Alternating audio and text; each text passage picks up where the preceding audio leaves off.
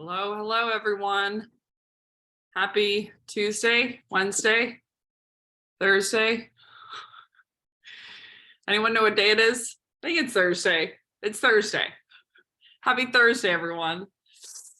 Seeing everyone pile in here. As you come in, if you would jump into the chat and hey, Anthony, you jump into the chat, and if you could give me your name, the company you're with, and name the company that you're with, and then chat is disabled. Okay, we went through this last time.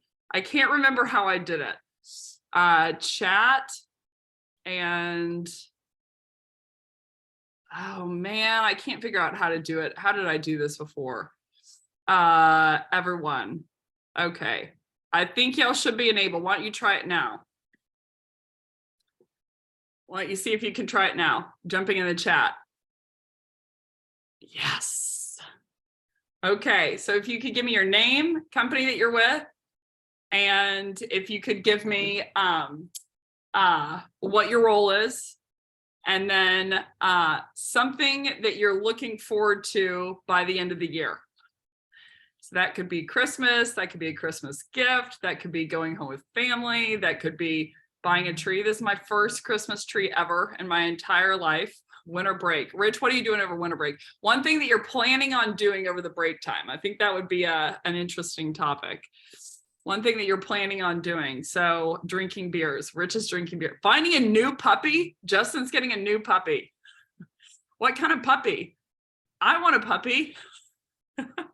To get some sleep. I respect that, Kevin. A chocolate lab. Actually, my favorite Christmas gift is my parents got me when I was, I want to say in the 8th grade, they got me a white chocolate or a white lab. I named her Scout from To Kill a Mockingbird, but then she went by Cow Cow because she ate everything. Cleaning my office. Man, y'all are like being very productive. Spending time with my wife. I respect this. At the woods. I'm going to assume that that's an activity, not a movie. By the way, this is probably not important and inconsequential to everyone who's in here right now, which is my forte at the beginning of webinars. I don't know if anyone is a fan of Parisian culture, has been to France, really likes it over there, but Emily in Paris season 3 is coming out on December 21st. So that's going to be a big day in the Holland household here. If y'all watch that series, they're coming out with season 3. Well, I'm going to jump in. So thank you for your reading Gap Selling. Way to go, Chris. It's a great book. I was talking to Keenan last night, actually. So him and his team are off doing a holiday party that I actually couldn't end up going to, but I think they went skiing. But that's a great book to read. So I'm going to jump into the topic today. The topic today that we're going to be covering essentially is a one-sheeter that I put out, which is on the types of questions that you can be asking, whether this is when you're prospecting, this is when you're selling, but the types of different questions to be asking prospects to essentially get the goal achieved. And the goal that we're going to try to achieve is that we're appropriately able to diagnose what is going on with them, and so you can understand what the root causes are, anything that you can do to solve it. So I'm putting here in the chat, if you all haven't downloaded the one-sheeter, there is the one-sheeter that we're going to be following pretty closely, but we're going to be going to all the different types of questions that you can essentially be asking. So without further ado, I'm going to go here and I'm going to share my screen. This is always the moment of truth for me. So this is the deck that we're going to be following today. Let me know if y'all can see it. But essentially, this is going to be on all types of questions you can ask: prospecting, selling, discovery on during cold calls. But what is the goal and how can you achieve that through the questions that you're going to be asking? So we're going to lead with the 5 types of questions you shouldn't ask from a high level, then the 7 deadly sins of questions that I see asked most often that can cripple your deals or the conversation in general, or cripple you from achieving your goal. Number 3, we're going to go into the 13 questions that you can ask instead. And then if we have time, we're going to go into the litmus test that you're asking some of the SIN questions so that you know, litmus tests that you know from yourself that you can self-realize, and then some litmus tests that you can see from your prospect, essentially. But without further ado, I want to lead off with the five types of questions that I would try to avoid. And these are just generally speaking so that you know. So again, I want the goal here to be, before we jump in here, the goal in the conversation as a sales rep and as an SDR, whenever you're on a cold call, is going to be, how do I accomplish the following? This isn't in the one cheater, but how do I accomplish the following? How can I uncover what the prospect has self-examined? What have they self-diagnosed as their problem? What have they self-diagnosed as the root cause? What have they self-diagnosed is the current impact of the problem? What have they self-diagnosed is the future impact of the problem that they want to solve? What have they self-diagnosed is the current event that triggered them to want to buy? And what have they self-diagnosed is the future event that led to them solving for the problem in the present? And with all of those different elements, I know that was a long list, but we'll have the recording. You want to know why they came to that assumption. So if they say, I want to solve the problem of my BDRs aren't hitting quota, they're meeting quota. I want to know why they think that that's the problem that they should solve to avoid the future impact. So it's all going to be about future impact that people are trying to avoid. What happens if they don't solve the problem, or what happens if they do, if it's a positive problem. So at each one of those steps, if they have self-diagnosed a root cause, I want to know what it is, and I want to know why they think that's the root cause. They've self-diagnosed a current impact. I want to know what it is, and I want to know why they think that's being caused by the problem. They've self-diagnosed a future impact. I want to know why they think that that's going to be the future impact. So that's kind of step 1. And then step 2, you need to ask a certain amount of questions to diagnose for yourself what you think is going on. So the reality is our prospects aren't experts. That's why they're, like, you can't be an expert on everything. You can't be an expert on many things. And so when they're coming to you, they're doing all this pre-research diagnosis work because in their experience, or I can speak for myself, I very, very rarely come across a salesperson who knows more in general about my role, knows more in general about the problems that I want to solve, and knows more in specific about me than I do. So that's the opportunity in front of us, is to know more than they do so that we're an expert in the field. So the second step is essentially, now that we understand all the self-diagnosis and why, what do we think is the problem that they should be solving to achieve the future impact? What do we think is the root cause? What do we think, is the current impact of what's going on? What do we think is the future impact? What do we think is the current events that are happening that makes the problem we're solving? What do we think the future impacts that are going to happen in the future, that essentially would be worth solving for in the present? And then what do we think the solution is? So when a prospect comes in and says, I need something, it's because they've self-diagnosed everything.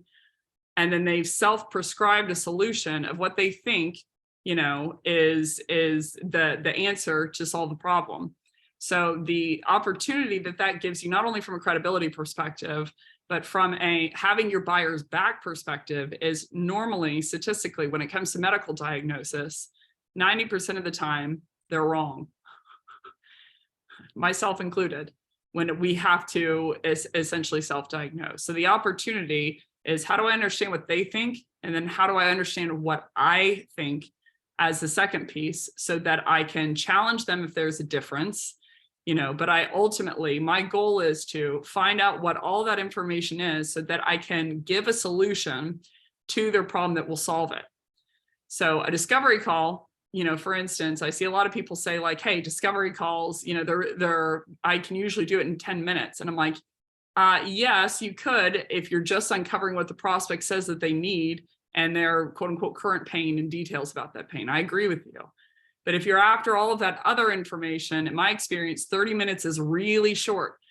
So, from a medical perspective, and then I promise I'll get into the questions. From a medical perspective, It only takes, 3 years to become a pharmacist, meaning you're able to describe and describe the solutions. And then it takes upwards of 12 years, 12 to 14 to be a doctor, because the real tough part is, how do I figure out what's going on so that I can prescribe the right solution? And then the pharmacist just gives the solution out in the details of how to take that solution. So when the goal of all of my questions, the reason I want to lead with this is, the goal of all my questions to me is the culprit in the industry. The goal of all of my questions should not be to lead them anywhere, to prove an agenda, and even ultimately to get them to think, from my view. The goal of the questions is, how do I diagnose so that I can help them? That will alleviate you feeling salesy. That will alleviate, them not trusting you, a lot of different things along the way. But that's going to be the goal of all of our questions. So 5 types of questions to avoid. So type number 1, these are just high level. Number 1 is questions that you aren't actually looking for the answer. A great example is like, what if you could walk down the beach and have your beach body and, crush it financially? So questions where you aren't actually looking for the answer. So Eric Berne goes into this in Games People Play, but he basically talks about the 3 different ego states: child, parent, and adult. Great book, Games People Play and Beyond Games and Scripts by Eric Berne. I would read them both. But essentially in that book, he uncovered that the difference between a question that's in the adult ego state, which is the gold medal, and the child and parent ego state is, am I asking this question to lead someone somewhere, prove an agenda, criticize someone, accuse someone, or blame something on someone? Or am I asking the question to genuinely understand the information? If you can pass that litmus test as a sales rep, you're already in a very ahead of 99% of sales reps. So the first type of question I would avoid is a question where you aren't actually looking for the answer. You're just trying to get them to lead them somewhere. Type 2 is questions where there is no answer. What if you could, again, have unlimited budget, unlimited money? There is like, how am I supposed to answer that question? What if you could have the dream body on the beach with all of your friends around, gawking at how great you look? It's like, there is no answer to that question. So that's type number 2. Number 3, and this is going to be a big one, questions where the primary focus and agenda is to sell. So the main shift that needs to happen here, from my view, is your mindset and your goal needs to shift. Once you shift it to, how do I diagnose? Then, and I want to be very clear here, we're sales reps. We have to have a quota to hit, right? So even if the answer was, or the question was, I want to blast out my quota, buy a Ferrari, load it with tons of money, and with, like all my friends, and drive down Highway 1. The way to do it is to diagnose.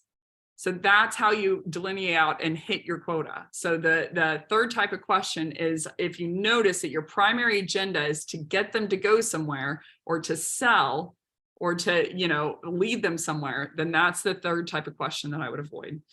Type number 4 is questions that are relevant to the problems that you solve. So these are quote unquote often rapport questions, like, tell me about the boat picture in your background. But basically, these are questions that have nothing to do with the current problem at hand. And then the 5th one here is, and I've noticed this from watching endless webinars of questions where sometimes the host will ask a question, to the person. It will take 9 minutes to ask it, and there is no question at the end. Or it's immediately followed by a pitch. So a great example of this, a lot in cold emails, I'll see someone say, quick question. And the quick question is basically like, do you want to buy? But point being, it'll say like question, and they'll ask a question at the beginning of the email, and then they'll go into a long diatribe about how great their product is and how amazing they are. So if your questions are at the end, or they're not the last leave behind in the email, then I would suggest you're not after understanding the answer to the question. So I couldn't disagree more. A lot of people say like on cold calls, you know, the nascent stage rep says it's to book a meeting. It's because of their quota. The second most, I've seen a wave of empathy training where it's like, well, the goal is to have a conversation. It's like, no, our prospects don't want to chit chat about the weather or get to know us. The goal of the conversation is to diagnose and to present information about them in specific that can be hurting them that they don't know. I wouldn't be agendaless. I wouldn't detach myself from the outcome. What I would do instead is, instead of the outcome that you're looking to drive being booking a meeting or closing a deal, the outcome that you're looking to drive is to diagnose and solve their problem. Once you do that, usually type 5 will go away. But this last type that I'd avoid is 9-minute questions, you know, that are in the middle of, they have like social proof in the middle or your opinion in the middle, or there is no question, and then they're immediately followed by pitch. It's going to be the last type of question that I would avoid here. So topic number 2. So those are the 5 types of questions from a high level. I'm going to dig in here more. We're going to spend about 15 minutes here, but these are the 7 deadly sins of sales questions. And the reason I'm putting these together is not to go on a self-righteous monologue. The reason that I, you know, even though I'm a fan, the reason that I'm putting these together is I didn't know when I was selling, when like everyone knows they shouldn't product or feature pitch or benefit dump. But I didn't know when I was doing it. I didn't realize how aggressively I was doing it, how often I was doing it, and when I was doing it. So the goal of these is to outline all the types of questions from my perspective that are going to fit into the first 5 that I've seen in the industry. So sin number 1 is going to be what I would call with them, but without them in mind questions. So these are questions, and again, this is all in the one-sheeter, but these are questions that basically you're asking the question to get someone to get to a desired outcome for you.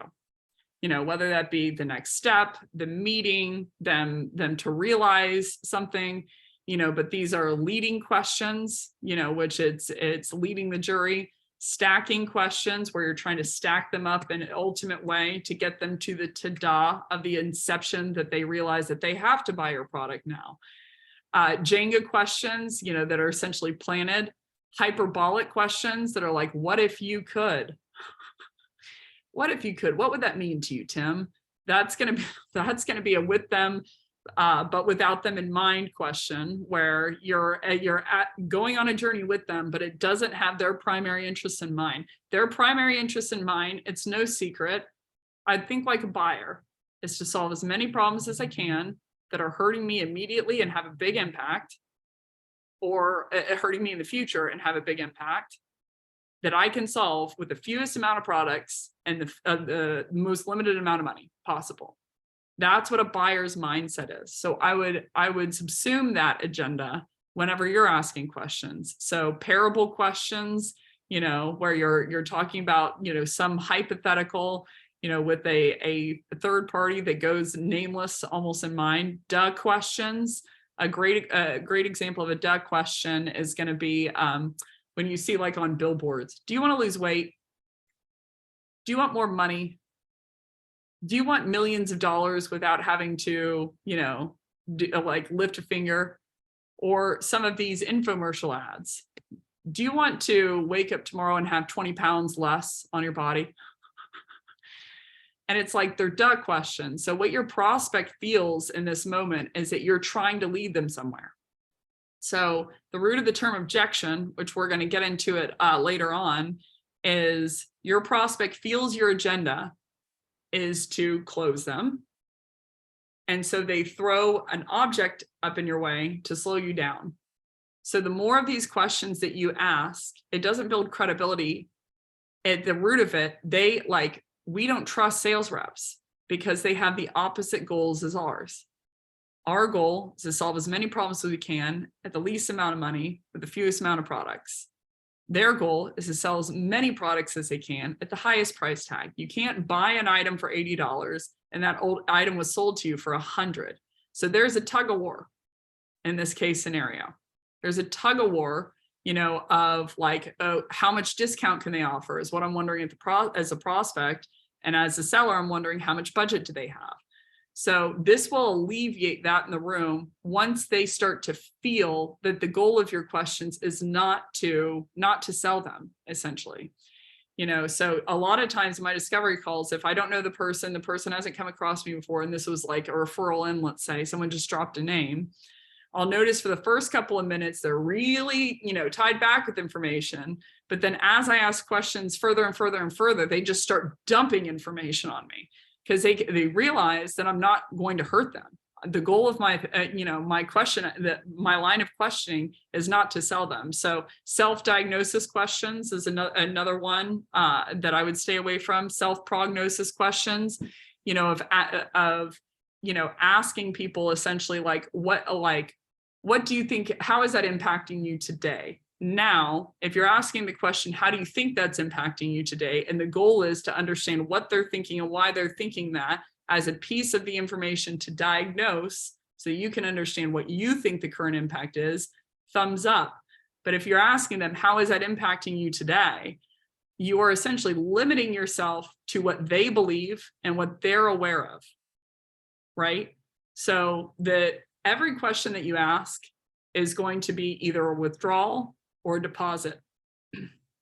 There's only so many ways that you can add value with questions. So a withdrawal is going to be, I get information, but they get nothing back. And a deposit is going to be, they get something, right?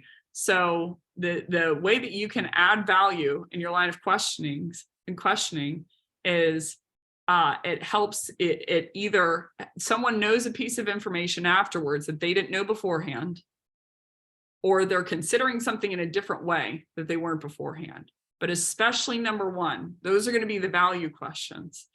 So if you're ever ascertaining information from your prospect that they aren't getting one of those two accomplished, that they don't know anything after the question that they didn't know before, it's not that you should never ask those questions. It's that I would keep that in mind. So a great example of one that I have to ask is like, are you using a sales engagement provider? I need to know that. And they're like, yeah, we're using outreach. And I'm like, great. I need to know that to be able to diagnose, right, what the solution is and a litany of different problems it could enter if they are using sales engagement versus not. However, I'm aware when I ask that question that they didn't get any value. So I'm viewing it as a bank account. From here on out, I might be Ebenezer Scrooge, but I would view every single person that you talk to as a bank account. You either put things in or you're taking things out. And I would wonder, have I put enough in to be able to take something out, to be able to withdraw? But this is the first type of sin, is with them, but without them in mind questions. The second type of question is at them questions. This is where they're confrontational in nature. And basically the motive is to attack them. I see these a lot, oddly enough. You think I'm insane, but I see them all the time. Are you not the type of leader who wants your reps to hit more quota? It's a great example, but challenging questions, if the goal is strictly to challenge. Now, a doctor has to challenge if you self-diagnose something that's a misdiagnosis. But they often don't challenge you head on. They ask the questions so they can uncover what the true answer is, and then they present the answer. So if the goal is just to challenge them, then you're going to see some awkward, resentful moments in your sales call. So if that's the goal of the question, is I just want to challenge my prospect, like up front, number one, they can feel that. Number two, I would read a great book by Robert Keegan called The Evolving Self. And he basically goes into, there's 5 different types of selves that you evolve to in your lifetime. Hypothetically, most people only get to statistically self number 3 or 4. The point being, he goes into basically the second self, which is anywhere from age 6 to age 16 at most, is where you start to challenge authority. So you're very much so in the child ego state if you're challenging people, and that's the goal of what you're doing. Like, I don't want to be home on time, etc. Accusational questions. Were you the one who left this door open last night? blaming questions, same type of thing. Performance questions. These I'd be careful about. So even though I need to know how many meetings they're booking and what their historical progress has been to date to ascertain the size of the problem that I need to be solving, you have to earn the right to ask those. A lagging indicator, if I ask someone like, hey, or if I published a site that said, hey, I only work with BDRs who can never hit quota. I only work with account executives who can never hit their number. It's a lagging indicator that I'm mentioning, and it from the ego perspective can really damage someone because they have to admit something pretty embarrassing. So I'm not saying don't ask these, but I'm saying you need to be careful about when and how you do. So I want to evaluate, like, have I built the trust with this person to where they'd open that up to me, because it can be an embarrassing moment. And then criticizing questions is sin number 2. So I'm going to try and speed up here so I can keep everyone on time. Sin number 3 is against them questions. This is questions that you ask that are against what the prospect wants to accomplish, against their agenda, or against their motivations or character. So indicting questions, villain questions, challenging their values. Are you not the type of leader, that values your reps having ongoing education? It's a great example. Character questions, trap questions, or another great example of this is bracketing questions. A trap question would be, if they answer yes to this, that means that they have to buy. I want someone to pay, or everyone to pay attention to something, if you don't mind. Lawyers ask questions. Their job is to ask questions in a certain way to get the defendant to admit things that make the jury believe that they're guilty or not guilty, right? So trap questions are a part of this. And I see prospectors and sellers ask these all the time. Bracketing questions where you have, 2 brackets weighted in your favor of like, do you never want to help your reps, or do you want to help your reps every single day with this training program? Is a great example of like, which bracket do you want to be in? So that by default, they say, well, I want ongoing training type of thing. So these are all sin number 3 is against them questions, that essentially it's to trap them into a certain type of motive, and to trap them in a place where I need them to get what I want to accomplish, which is to close them. This is sin number 3. Sin number 4, this is a huge one, is on them questions. These are technique questions. So any kind of sales technique, this might be just me. I think these webinars I get too honest because there's no host. I have no ramifications.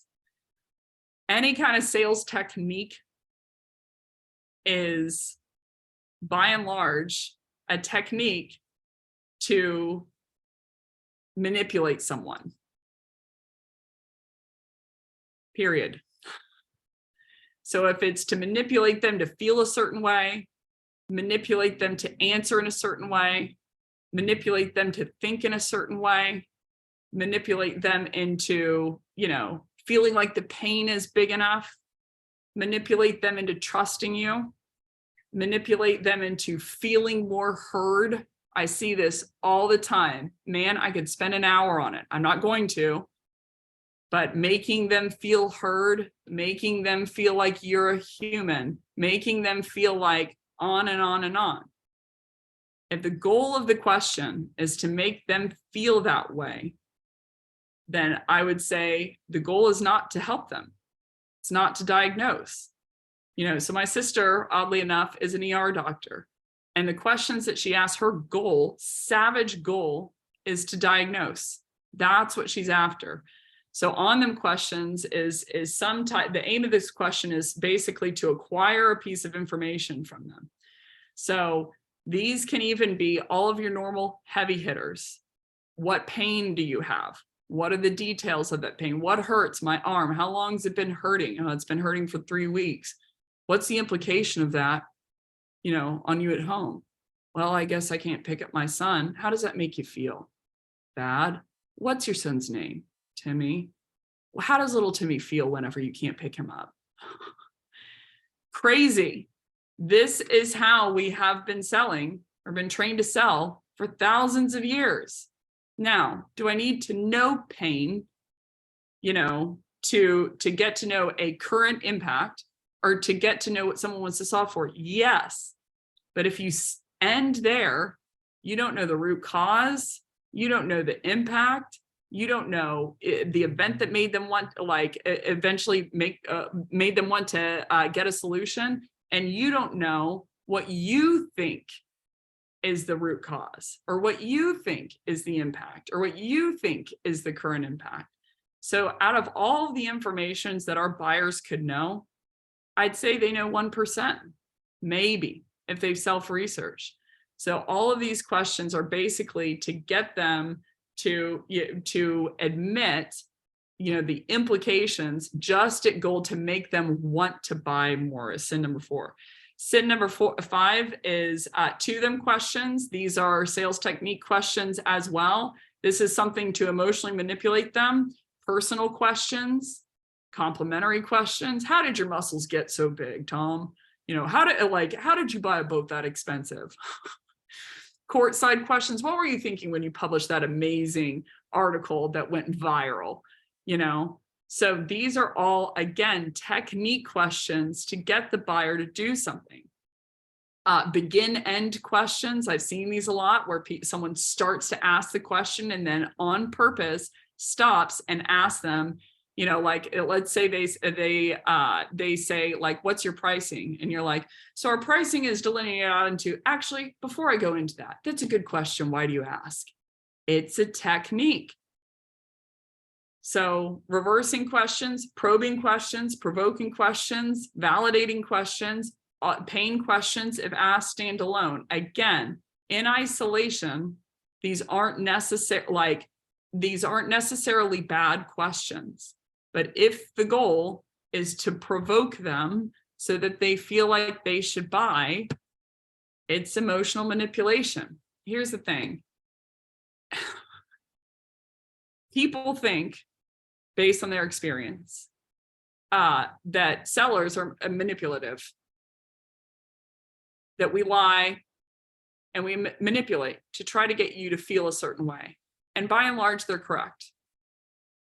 So if the option is to just shift your goal to help them, once you do that, and you're going to need to know a lot of information to be able to help them, then that's usually going to alleviate all of these questions.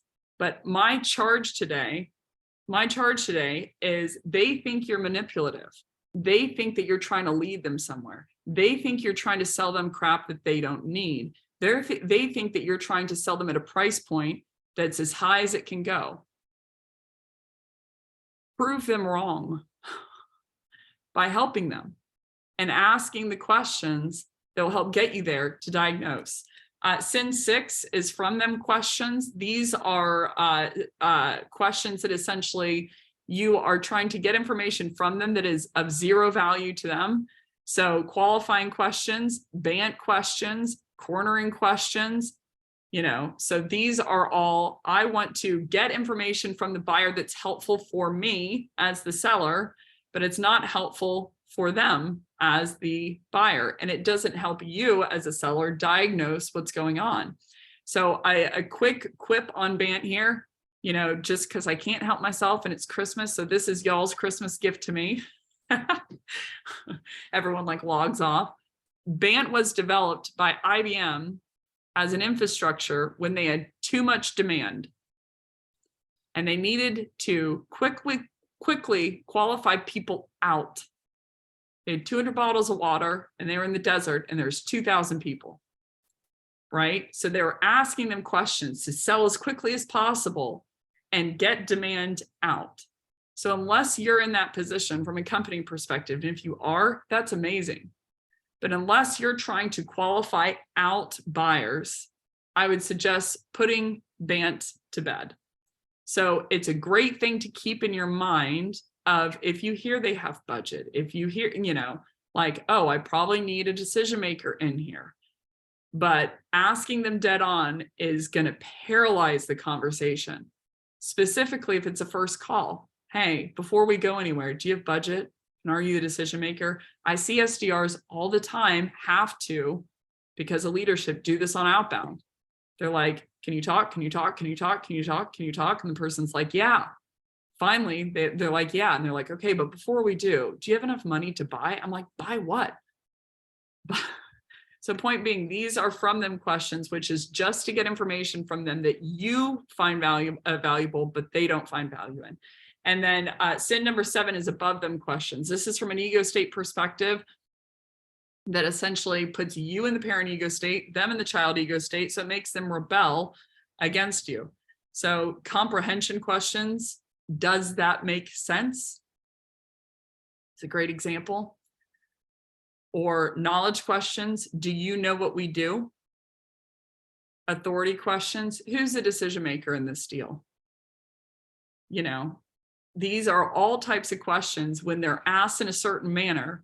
And I know, again, it's not sales reps' fault. We've been trained like this for thousands of years, right? But how it feels as a prospect is it's embarrassing. What if I don't know the answer? Then it makes me have to admit that, which makes me feel not so smart, you know? And even if I do know the answer, it still is insulting. So sin 7 is above them questions where you're the authority in the room. And then the last bonus sin 8 is before them questions where you're trying to get them to close before they're ready. So a great example of this is hesitation questions. What hesitations do you have in moving forward, Tom? You know, or assumptive close questions. When can you get started with this training program? Timeline questions, you know, like essentially these questions are trying to push them to move forward, which even put all of the ethical practice aside, that like a doctor doesn't ask a patient, you know, what hesitations do you have with taking this medication? Just think it through in that infrastructure. What hesitations do you have with, you know, with moving forward? How quickly did you want to buy this medication? You know, like, when are you planning on taking this medication? You know, is it today? Is it tomorrow? These questions put the ethical practice aside, even if you just wanted to base it on psychology. That's you trying to pull someone a direction, which inherently, gravitationally, makes them go the other direction, makes them sprint the opposite direction. So this is sin number 8. Okay, we're going to get into, I've got 21 minutes left. So we're going to get into, these are the 13 types of questions from my perspective that you should be asking. And then if we have time, we'll get into the litmus test. By the way, I see that there are 10 pieces in the chat here. Actually, why don't I exit my screen and just see what's going on here in the chat. Preach. Okay. Oh, this is really encouraging. I couldn't see any of these in the chat. I really need to figure out how to work Zoom, y'all. But I can't see them whenever I'm presenting the screen. So these are really nice. David, the author is Eric Byrne for Games People Play and Beyond Games and Scripts. Those are the 2 books I would pick up. Robert Keegan is author of The Evolving Self. And then Keenan's a book of author behind Gap Selling. Those are the books that I've mentioned so far. So I'm going to go ahead and go back to my slideshow. If someone could teach me in the chat how to not have to do that, that'd be great. I'll see it after the presentation. Okay, 13 types of questions to ask instead. So the goal is to diagnose, figure out what they self-diagnose, why they self-diagnose that and prognose that, and then what you think is the diagnosis behind it. So there's 13 types of questions to ask to do that. So the first type is an overview question. This is a question right off the bat that gets them to lead you essentially to the pain. You know, the pain or why, the general impetus and story behind why they came in today or why they're there today if it's outbound. So from an outbound perspective, I see a lot of people struggle with, you know, well, it's great if they're inbound because they have buyer intent, but what if they're outbound? The reality is that no one loves wasting their time, myself included. That's the one asset that we don't have enough of. So if they agreed to take a meeting, it's for a reason. And that reason is they have a problem in their head that they think maybe they can solve with you. So I would find out what that problem is. And if you even want to be that blunt right off the bat, a lot of times I'm like, so all I know is that all I know is that you're here today, you gave me your time, and I'm assuming it's because of a reason, because you don't look like someone to waste your time. If you don't mind me asking, hypothetically, if we could, what problem were you interested in solving that you had in mind in the conversation today? And that will get them to lead you to basically the general setup. So our prospects get question fatigue. They get discovery fatigue. And the questions that you ask at the beginning and the way that you ask them, I want you to think of it like a first date. If I said something mean or went on a diatribe about how awesome I am, generally speaking, but I've known that person for 5 years, they're going to be able to say like, oh, that's not normal Becc. But if I'm on a first date, every single thing that you say, don't say, do, and don't do matters, because it's the only frame of reference that they have for you at that point. So I'd keep that in mind when you're asking the questions up front, of that their perspective is, our perspective on the selling community, whether it's right or wrong, good, bad, or ugly, is that the seller is on the opposing team to us, and that they're going to manipulate me, and that they're going to lie to me. They're going to be like, oh, they'll give me a discount at the end, which they could have given at the beginning. They'll say this discount is only available, for the next 2 days, and the 2 days expire, and they still give you the discount, right? It's a litmus test to us that they're not telling us the truth. But point being, I would have that in my mind, but overview questions are to get them to take you to the general narrative of the meeting today. By the way, there are examples for me, ones that I ask all the times in discovery, in the asset, but also here in the sheet. The second type of question is situational current state questions. These are questions reps love asking. But they're the most potentially damaging questions if you don't ask them, within the right context and right order. Again, I'd be viewing credit or debit, meaning like, is this a withdrawal question or a deposit question? So a situational current state question is a withdrawal question by definition, because it's you getting information about their current state that, again, they don't know anything after the question that they didn't know beforehand.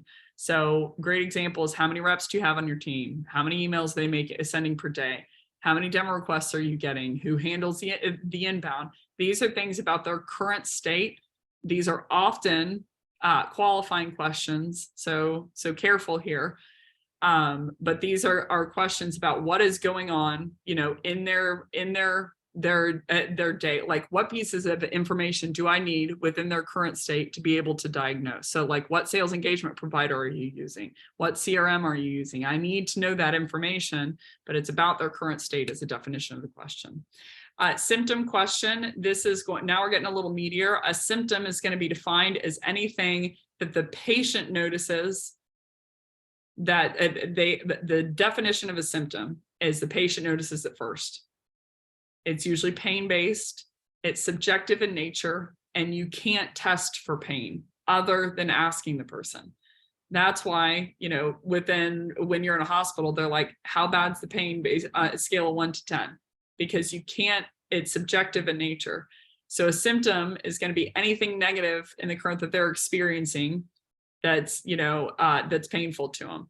So, what's your average quota attainment? How long has your team been at 32% of quota attainment? Not a bad question when asked holistically with the goal to diagnose. But if you stop there or get them just to dish out the details of the pain at the goal of making them feel like they should buy more, then you're going to have extremely negative ramifications on the sales floor. Your conversion will see it. Your prospects will choke back information. And from an ethical perspective, you'll have no idea whether you gave them the right solution. But this is a symptom question. So I'm bridging in here light. So this is questions that are focused on the symptoms they're seeing. A problem question. So the difference between a pain and a problem, high level, is a pain is anything negative they're experiencing in the present, or negative that they're experiencing. And a problem is anything that they're looking to solve. So all pains aren't problems, and all problems aren't painful. yet. So I would think like all things that are negative in the present, I'm not going to solve for. I usually give the example of my phone was losing charge for the longest time. My iPhone 8, it took 3 or 4 hours, to essentially lose the charge, but it lost really quickly. But I didn't solve for it for the longest time, because I could just use remote chargers. So a problem question helps people do one of two things.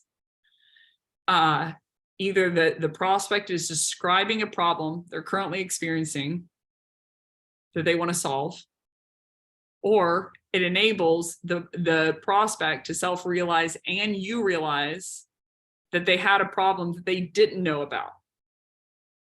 So these are going to be the harder questions to ask, because they'll realize while answering that they have a problem that they didn't know about before you ask the question. This is a way to add value. A great example of this is oftentimes I'll ask people, I'll say, okay, so looks like you have, is 70 reps. This is when I was pushing conversation intelligence software, selling conversation intelligence software, for instance. I'd say, so, correct me if I'm wrong. Looks like you have 70 reps on your team. Who's your top performer? If you don't mind me asking. They're like, Keenan. I put Keenan in here. I'm like, they're like, Keenan. I'm like, got it. So what's Keenan saying to your prospects on the phone differently that everybody else isn't saying? They'd usually give me an answer. Well, I think he just knows our buyer better, and he just knows the buyer persona. He studies really hard, and they were realizing, whether I plan that or not, that while they're answering me, they're realizing that they have no freaking clue what he's saying differently that's driving all that conversion. And if he did know that, if they did know that, then they could take that practice and put it on the rest of the reps that weren't at quota. I end up accidentally asking problem questions all the time where they realize a problem while they're answering, and I realize that they have a problem while they're answering that they didn't know about beforehand. So I'll say, like for instance, what's your email deliverability rate? And they're like, oh shoot. Or what's the conversion from people who requested a demo into people who actually received a demo? What's that conversion rate? And they'll realize, number one, I don't know. And when they find the answer to that question, they're like, crap, it's 5%. Or I'll give you an example of a call today. I said, so how many emails are your reps sending on average per day?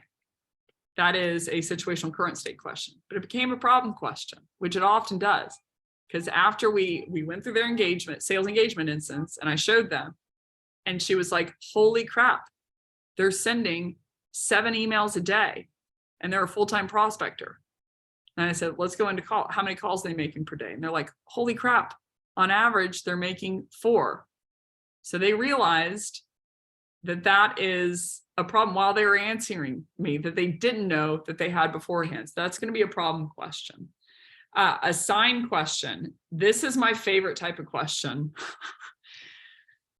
The reason it's my favorite is because it helps you uncover information that could be hurting the buyer, that there's a condition, there's a problem present, there's something happening presently to them that they didn't know about. So the difference between a symptom and a sign medically is a symptom, the patient notices first, it's subjective in nature, and it's usually pain-based. Whereas a sign is something the doctor notices first that's not pain-based, that shows the doctor as the expert, me as a seller, that they have a problem or something that's hurting them that they didn't know exists. So the reason it's my favorite type of question is because it helps me uncover very quickly if they have something negative going on that they didn't even know about. So I see a small quip I often see in training programs of like, hey, you need to build a rapport within the first 3 minutes, and the suggestion is, well, there's a boat picture in the background, so talk about that, or, ask them personal questions that are, aren't about, like, talk about the weather. Rapport is defined as, it's a French term, and it means to be brought back. And if I had to guess what you're being brought back to, is the buyer and seller were on opposing sides. Buyer's trying to solve as many problems as they can at the lowest amount of money. And the seller's trying to sell as many products as they can as the highest amount of money. And you're bringing yourself back to the same side as the buyer, where you also are trying to uncover as many problems as are happening to them as possible and to solve them effectively at the lowest dollar rate possible. You restore yourself to that agenda, you'll be fine. So a sign question helps me know that they have a problem that they didn't even know was happening. People are coming to sales conversations, and the reason they're asking you for price right off the bat is because they believe that's the only information that you have that they don't know that will help them, right? And what will help them do is buy what they've self-prescribed. But there is an unbelievable opportunity for you to have an expertise, not in selling technique, but in their buyer persona and things that they don't know that are hurting them. This is how to be an advocate to your buyer and to really help them. It's a true story, but I can't help myself. I almost quit sales. I was very close. And the reason was I was trained by a lot of different methodologies, which were all great. And I realized after I was living in Dallas at the time, and the person had just signed a huge contract. His name was Alan, true story. And I walked out and I stared at the sky. And I remember thinking, he just bought that because he believed that he had pain. I had got him there from a pain perspective, and because he liked me. And that's all fine and good. But from an ethical view, I couldn't take it anymore. Then I'm like, if my goal is to just get people to like me and to make them feel like they should buy more, I got to quit, because that's not helping them.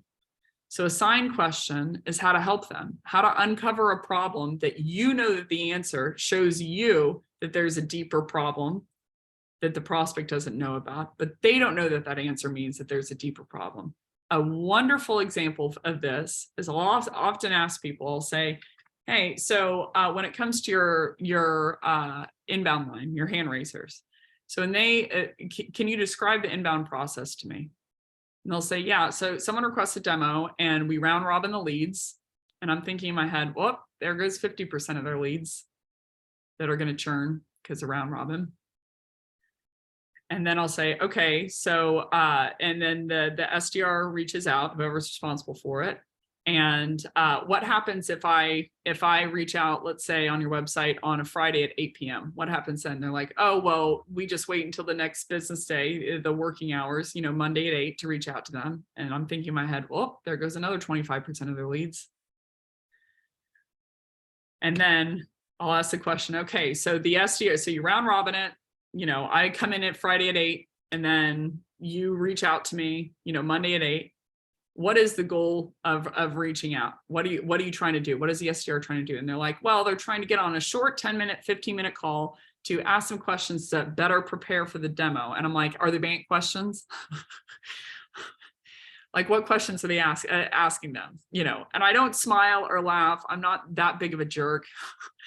It's just, it hurts that this is hurting my buyers. They don't know, and they'll say, yeah. So we're reaching, I get the SDR on the line, and the SDR has to do this. They have to ask, do they have a need? Meaning, self-prescription. Do they have a timeline? Are they the authority or the decision maker? And how much money do they have?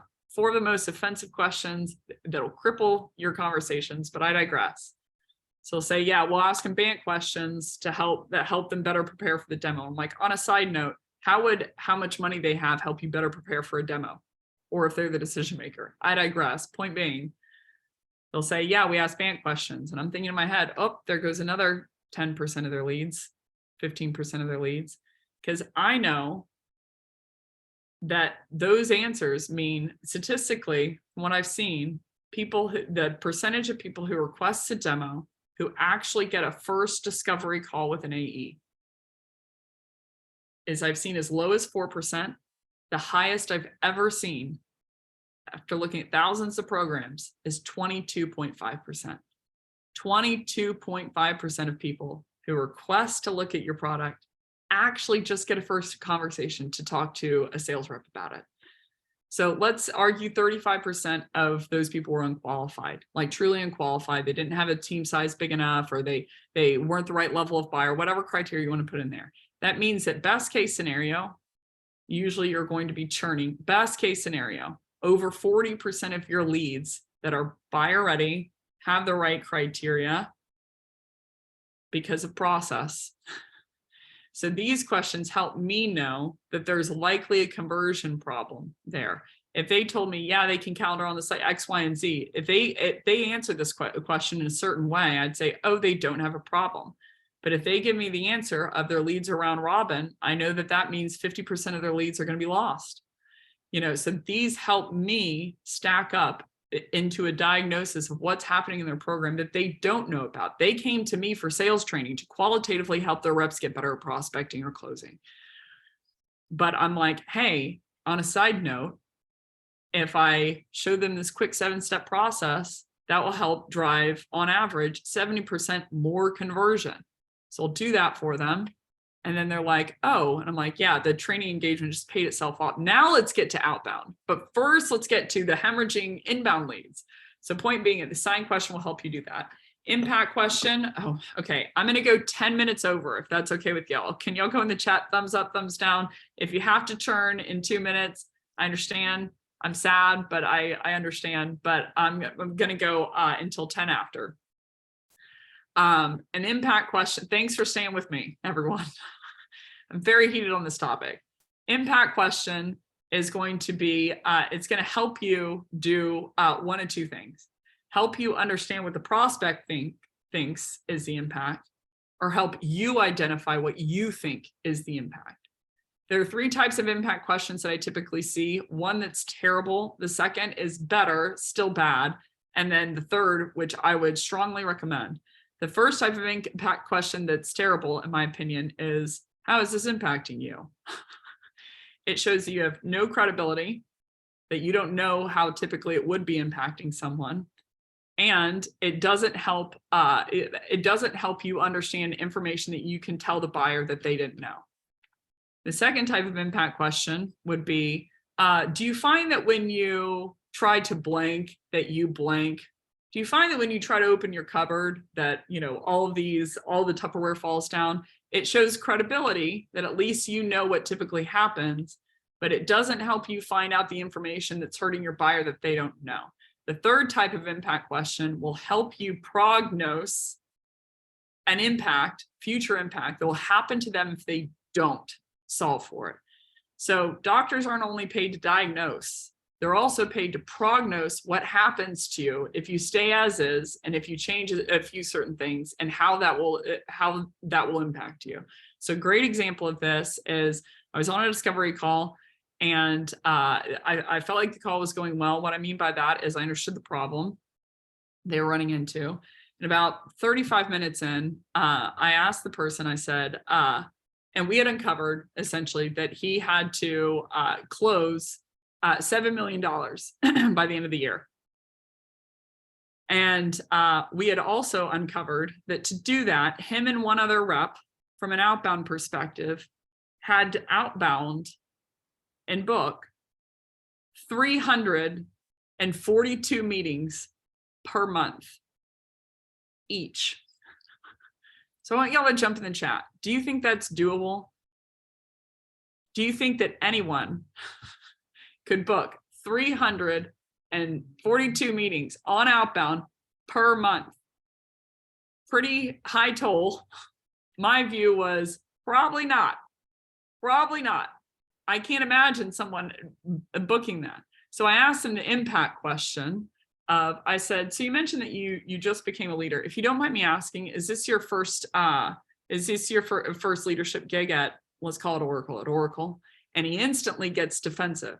He was like, yeah. Well, even though I'm a first-time leader, I'm the decision maker and I have the budget. I said, chill out. I said, hold on. I'm not trying to qualify you. The reason that I asked that is that we just unpacked, or I just found out, you have a $7 million goal based on conversion, pre-existing conversion and ASP. You have to book 342 meetings on about a month. Not only you have to do that, but one other rep has to do that. So when you don't hit that quota, because no one can hit that quota, nobody can hit that quota. At the end of the year, what I was thinking is, if this is his first time leadership role, then they're not going to, at the end of the year, when he doesn't hit the quota, question whether the quota was doable. They're going to question whether he was the right person to do it, because he has this is his first time leadership gig. He, the sun is still shining, he's still like bright future. He still believes in love.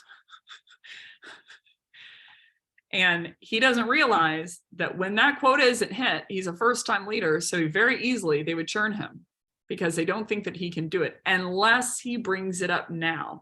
He doesn't know that impact will happen because it's his first time leadership role. He still thinks it's a family internally, right? But I know that if he doesn't hit that number and he's off by that amount and he doesn't bring it up, the doability of the quota now, then when he doesn't hit that, there's a high likelihood of churn. So that's an example of an impact question where it helps me uncover something that will impact them that they didn't know, but that helps me know that what the impact will be, if he doesn't solve the problem. And then the last question here is going to be a solution question. So a solution question is going to be questions that help you understand what the best solution is, but also, one of three things. Helps you understand what they've done to previously, historically solve the problem, not stand alone. I wouldn't ask afterward, did that work? I'd say I would want to understand what medications they're taking. So I want to know what I have to mix in with, right? So what have they historically done to solve the problem? What do they believe, number two, will solve the problem? The self-diagnosed solution is, self-prescribed solution is. But number three, the golden keys to the kingdom are the questions that help me understand what the best solution, not as in general, but for them in specific. And I'll give you an example. Hypothetically, if I wanted to lose 20 pounds, you would just say, cut down to 1,000 calories and run 15 miles a day. Right? But no one can do that. No one that I know can do that.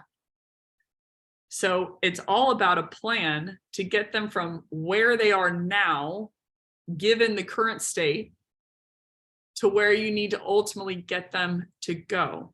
Not all solutions are created equally. So my sister actually talked to me at length. There's a process called shared decision-making now in medical practice, where essentially you have to understand what the right solution is for this person, what your recommendation is, and then some other options. So like if you take this one, then you'll live for another 3 years, but you're going to have to spend, 6 days a week in the hospital. Solution 2 will help you live an extra 1.5 years, but you only have to stay in the hospital 2 days a week, and so on and so forth. So a great example would be if I have pill number 1 that is 100% effective, but you have to take it every day, and I have pill number 2 that's 50% as effective, but you only have to take it once a month, and I'm asking this person questions and understanding that they can never remember to take things on time. Which pill is more effective? I would argue pill number 2, because even though pill number 1 will help them more, they won't take it. So pill number 2 is the best solution for them. So these questions are, and I'll give you a flip the script example, and then I promise we'll breeze through the litmus test and close out. A great example is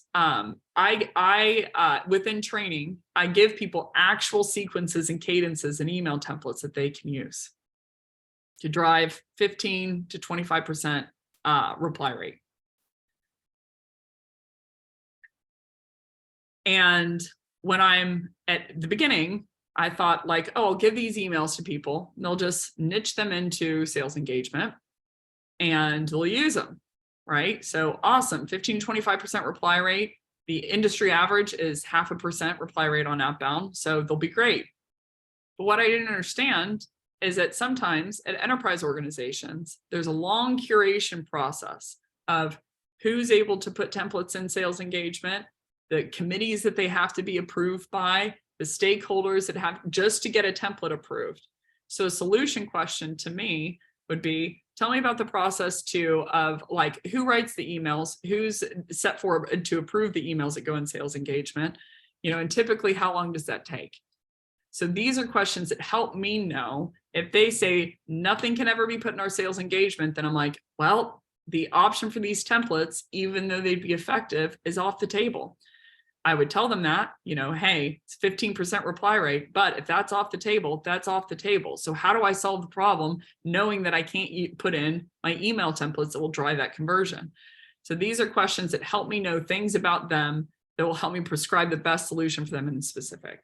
And then conditional future state questions are focusing around events that will happen in the future that essentially are causing them to solve for the problem today. So this could be, someone's IPOing, for instance. So they don't have any pain in the present, but they have a future event that's causing them to solve, rearrange for things today in order to hit that future state that they need. And there's the last questions. Look at all these questions. Becc, get a life. Prospect pith questions is ultimately what is the deepest motivation for the person. You arguably won't get to this unless, you're like, they really trust you, you've really built credibility, and they know that opening these things up to you only helps them.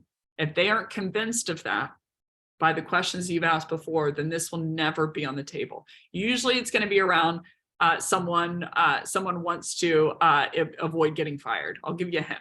So they want to avoid getting fired. So the 12 litmus tests, I'm going to breeze through these, or I'm sorry, there's 10. 5 ones that you can assess yourself, 5 that your prospect will basically show you through their behavior. But these are litmus tests that you're asking the sin questions. You're trying to lead someone somewhere. You're trying to get something accomplished. They can feel it. And so they start to essentially rebel. So the self-litmus test number 1 is when your prospect is answering the question that you just asked, you often are busy thinking of your next question. That's a litmus test that you are thinking, what's the next question to lead them somewhere, or prove an agenda. So that's the self-litmus test number 1, that you're asking a leading question. Number 2 is after your prospect answer your questions, you quickly forget their answers. It's often an indicator that you're asking leading questions. Number 3, your questions are often immediately followed by a pitch. And this is a process, it is for me still, that I have to pass the litmus test of, am I asking this question to genuinely understand the information? Or am I asking this question to blame someone, criticize someone? Are you really wearing that tonight to dinner? Or to genuinely understand the information? But your questions are often immediately followed by a pitch. That's number 3. Number 4 is after you've asked your question, you realize, quote unquote, you realize you didn't even ask a question at all. And then number 5 is you take 9 minutes to ask a question, and your questions often include some type of mini pitch or customer story, are the 5 litmus tests. And then ones that you'll see from your prospect, these are big. So look out for them in the room. It's not like, oh, you either have these or you don't. You have, everyone, myself included, has these to some degree. So I just start taking notice of these when they happen in the room. You often get objections from your prospect. The earlier you get them, especially if they're like not interested, running into a meeting, I took this call because I thought you were somebody else, send me an email, it's because they know you're trying to close them. So if the more often you get objections, the more often you're asking those same questions. Prospects give you short 1-sentence answers. They're trying to communicate to you like, I'm not playing ball, basically. So that's going to be a good litmus test. You're asking those type of questions. Here's a big one. You find out information on a call with the group that your prospect didn't tell you beforehand. When you respect someone first, the general inclination is to respect you back. I hold the door open for you. You're like, thank you so much. You don't slap me in the face. So when my prospect believes that I have their back, they often have my back too. This is a crazy, crazy thing that I'm going to say.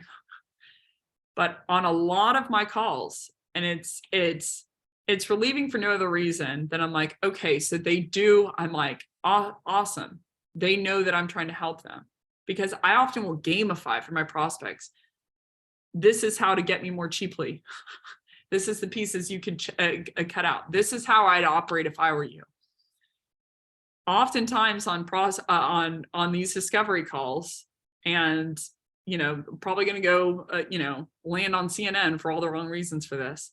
My prospects will tell me who's in the deal that I'm running against, how they're looking, how many alliances they have internally, and how much they cost. I've seen physical slides of how much in that deal my competitors cost, because they can feel, and I'm like, I don't want to see that information, honestly, really. The selfish, childish side to me does, but not the good sides, but I'm like, it's a litmus test to me that they're like, oh, she has our back, and so we want to help her. We're both on the same team, in their head. So if you find out information in front of the group that you didn't know beforehand, it's great, a litmus test that you're asking the same questions.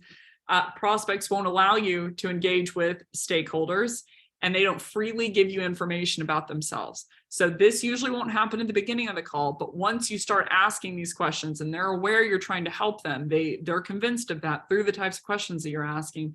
A lot of times they'll just start giving me a lot of information. So if they're choking back information, short, quick answers, you don't find out about stuff until you're on the call.